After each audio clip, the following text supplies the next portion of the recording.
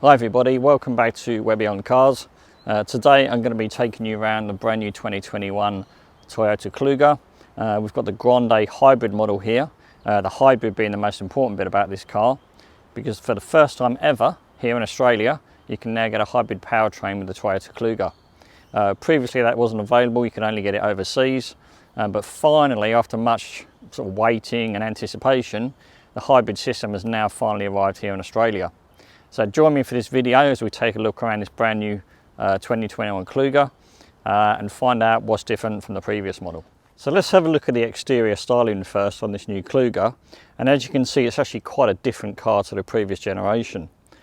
The front design is a much more softed, rounder look. We've got the creases on the bonnets.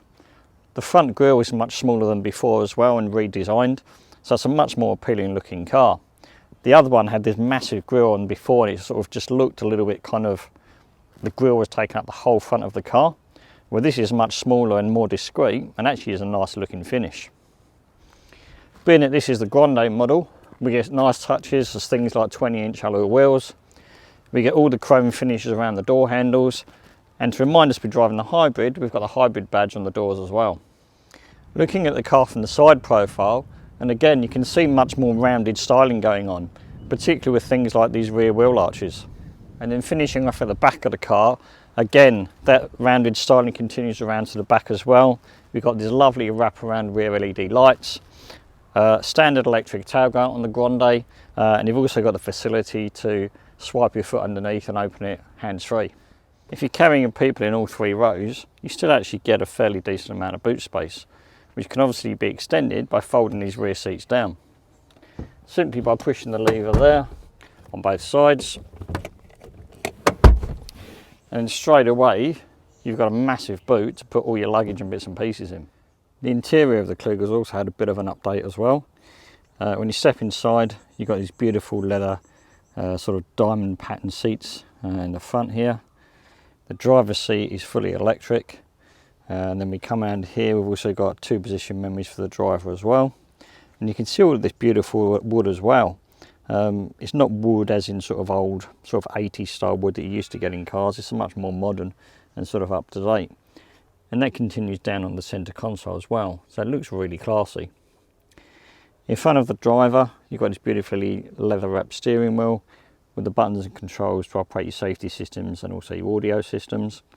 And also take care of the functions on your digital dashboard there. When you bring the car into life, you've also got a head-up display as well, which you can just about see there in the windscreen. That'll provide you with information like your speed or your safety systems, if you've got your sat-nav working, whether you've got to turn left or right. So it's actually a really handy feature to have. Here in this centre console, we've got the 8-inch touchscreen display, which has got built-in sat-nav, Apple CarPlay and Android Auto. Unfortunately, we don't get the 12.3-inch display that they get in America, which would make this dashboard look even better, I think, because when you spend this sort of money for the Grande model, you kind of want something a little bit special there on the dash. Below that, you've got all the controls for the 3-zone climate control, plus also the buttons for the newly heated and air-conditioned seats, which in this Grande model with the leather is a welcome addition, particularly on a summer's day. Just below, down the bottom here, we've got some power outlets. We've got a couple of USB fast charging points, another USB point where you can plug your phone in for your Apple CarPlay and Android Auto, and then a 12-volt power socket as well. Sadly, no charging point for wireless charging, but you do have this little shelf up here where you can store your phone, so when you're driving it doesn't get in the way. Coming around the centre console where we've got the gear stick, we've got a couple of cup holders there, which is nice to see. Electronic handbrake. Buttons there for your EV mode, traction control and your trail mode should you venture off-road, and in the switch mode where you can select your driving mode between sport, normal and economy. Stepping into the back of the Kluger, and there's absolutely heaps of space back here.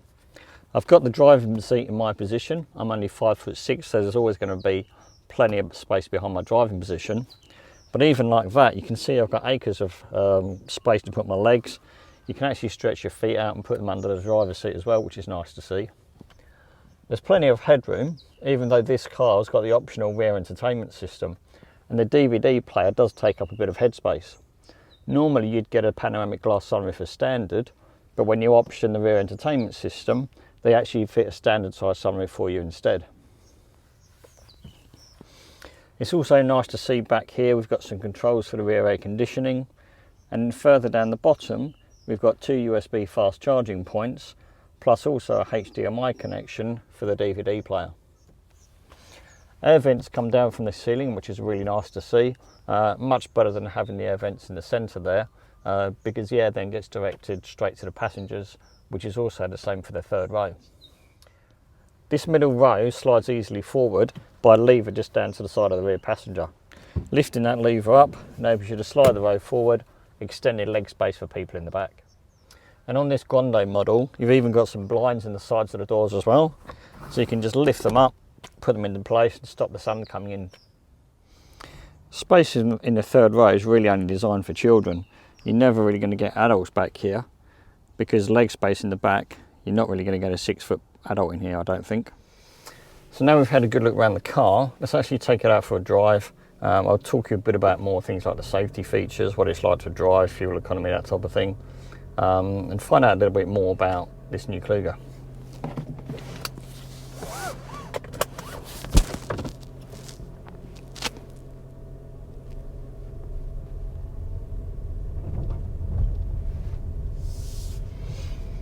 So the hybrid drivetrain, that's the big thing about this new Kluger for this year, other than obviously the styling and equipment upgrades.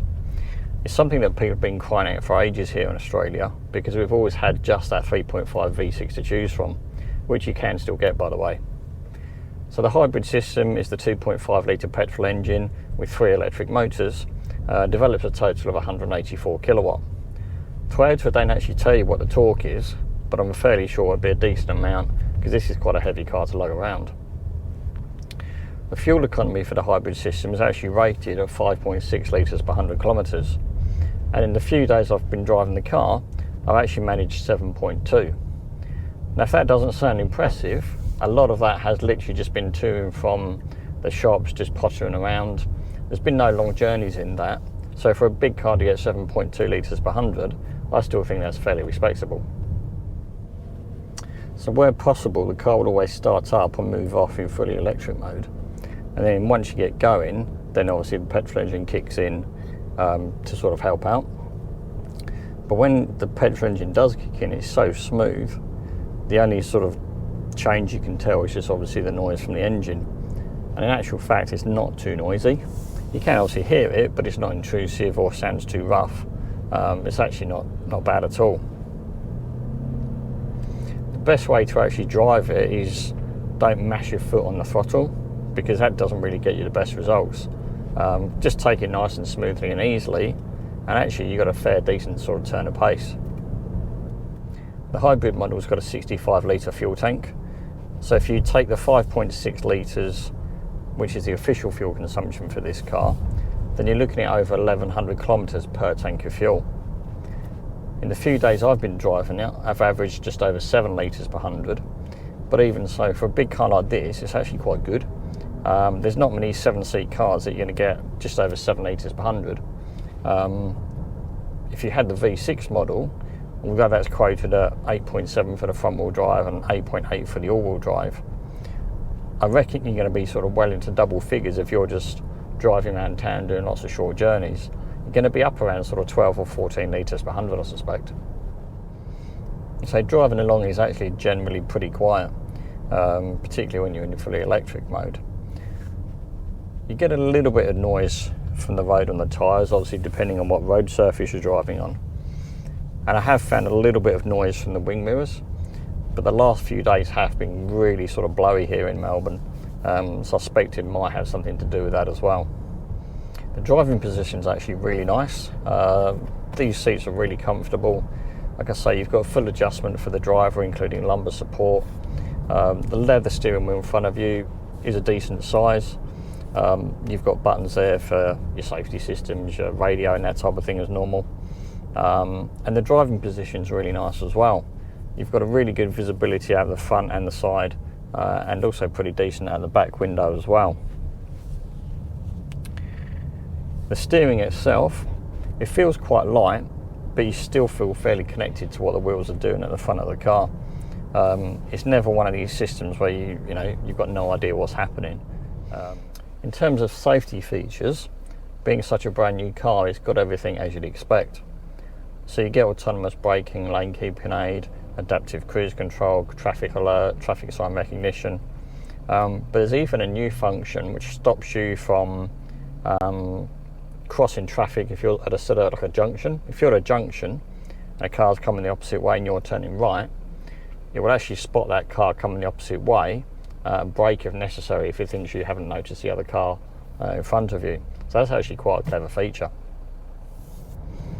Now if you're wondering how much this all costs, this Grande Hybrid is $74,500 plus on road costs.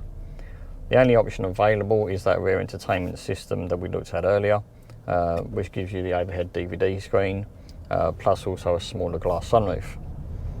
So when you put all that on the road, you're sort of well into the $80,000, which does seem quite a lot of money for a 7-seat SUV, even despite it being top of the range. So if you're wanting just literally the size of the car with a hybrid drivetrain, the base model might be the one for you, because at just over $54,000, that represents actually quite good value for money. If you want something more than just the base model, but don't want to go quite as top of the range as the Grande, then the GXL sits slap bang in the middle. You get some of the features of the Grande with only some of the price increase from the base model. So that could well be the sort of sweet spot in the range, the hybrid GXL.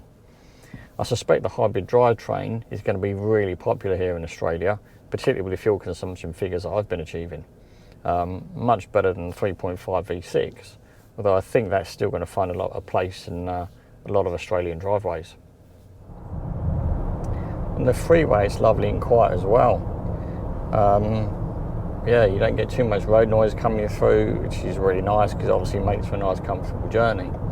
And that's good for your passengers too. I have to say I've been quite impressed driving this the last few days. I think the only disappointment for me is that 8-inch touchscreen. I'd like to see the bigger 12.3 inch like they get in America, because I think that would really finish off the centre of the dashboard. Other than that, it's a beautiful place to be. So that's the end of another video. I hope you've enjoyed finding out about the 2021 Toyota Kluger, and particularly this hybrid model. If you have got any questions, please feel free to leave them in the comments below for me, and I'll come back to you as soon as I can with any answers. A huge thanks to Berwick Toyota for lending me their car for this review. I've got to give a shout out to the guys down there. I'm going to leave all their contact details in the description for you. So if you are looking for a new or a used Toyota, give the guys there a call. They're really helpful. They'll help you find the best deal on a new car. If you've enjoyed the video, please give it a like. And when you subscribe to the channel, don't forget to hit the notification bell to find out when the next review goes live. So it just leaves me to say thanks for joining me, and I hope to see you all in the next one.